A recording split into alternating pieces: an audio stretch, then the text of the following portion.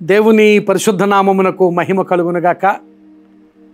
ప్రియులారా, ఈ hope for today సందేశాల ద్వారా దినదినము దేవుడు మీకు నిరీక్షణ కలుగు చేస్తున్నందుకు, మీరు ఆశీర్వాదం పొందుకుంటున్నందుకు దేవునికి స్తోత్రాలు చెల్లిస్తూ ఈరోజు ఈ హోప్ ఫర్ టుడే సందేశంలోనికి మిమ్మలను ప్రేమపూర్వకంగా ఆహ్వానిస్తున్నాను.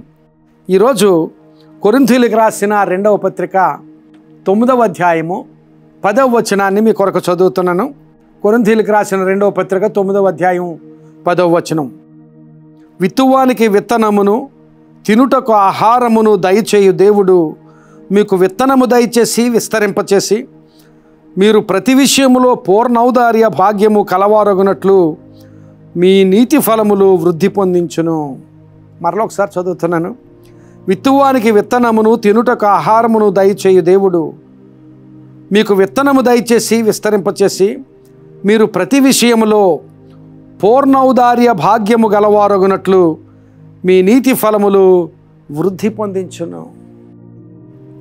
పౌలు కొరింథు పట్టణంలో ఉన్న సంఘానికి రాస్తూ ఇచ్చుట గురించి మాట్లాడుతూ ఉన్నాడు.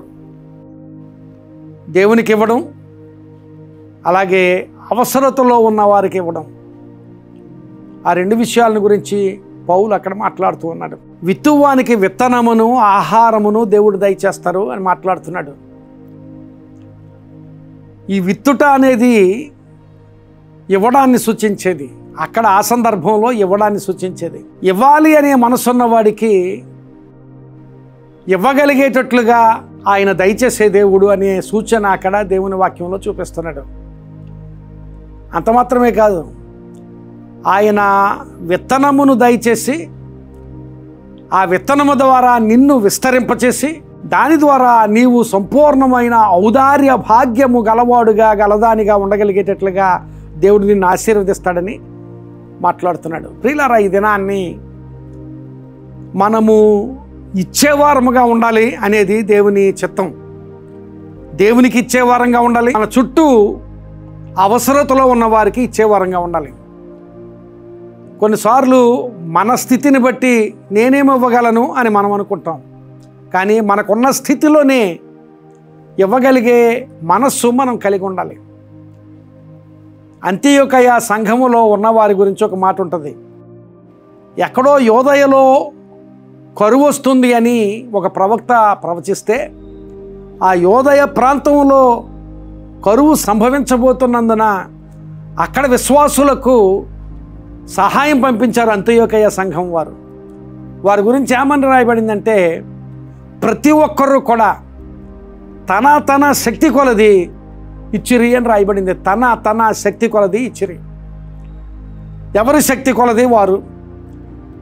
బాగా సంపన్నులుంటే ఆ సంపన్న స్థితిలో వారి స్థితిని బట్టి వారు ఇచ్చారు.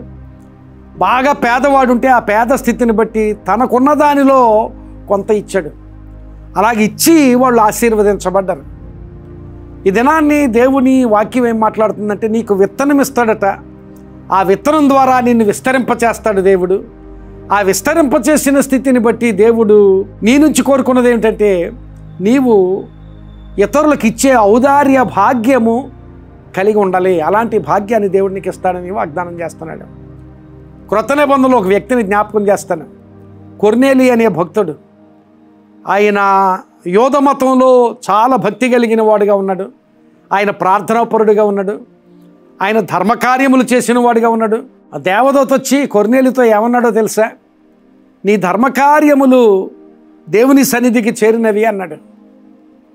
ఆయన అంతగా ధర్మకార్యములు చేసిన వాడుగా ఉన్నాడు. ఆయన ధర్మకార్యములు చేసిన దాన్ని బట్టి దేవుడు విడిచిపెట్టలేదు. కొర్నేలిని దేవుడు పట్టుకున్నాడు.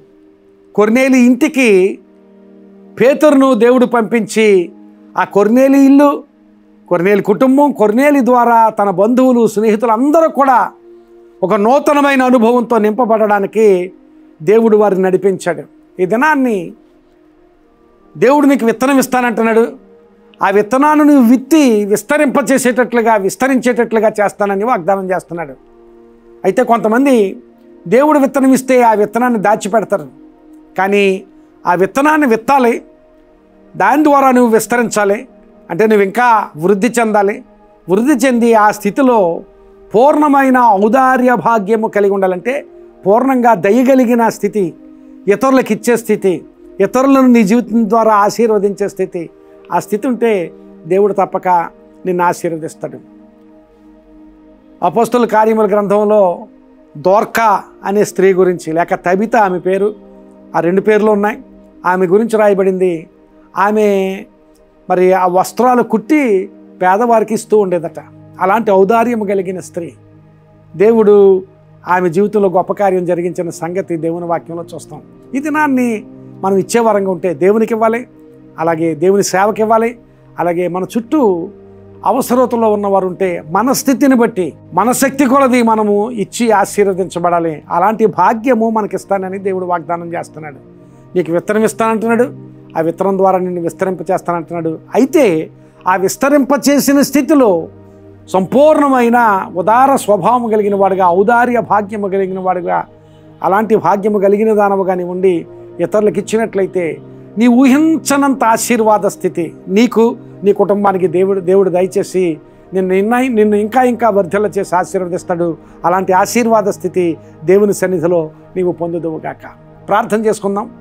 కృప కలిగిన మా తండ్రి పరిశుద్ధుడా, మీకు స్తోత్రాలు చెల్లిస్తున్నాను. నిజమే ప్రభువా, విత్తనాన్ని ఇచ్చేది నీవు, ఆ విత్తనాన్ని మేము విత్తినప్పుడు విస్తరింపచేసేది నీవు.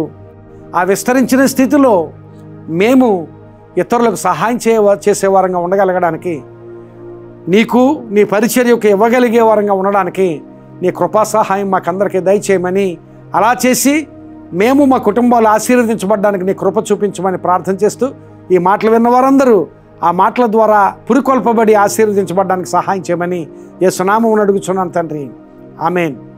God bless you, my friend.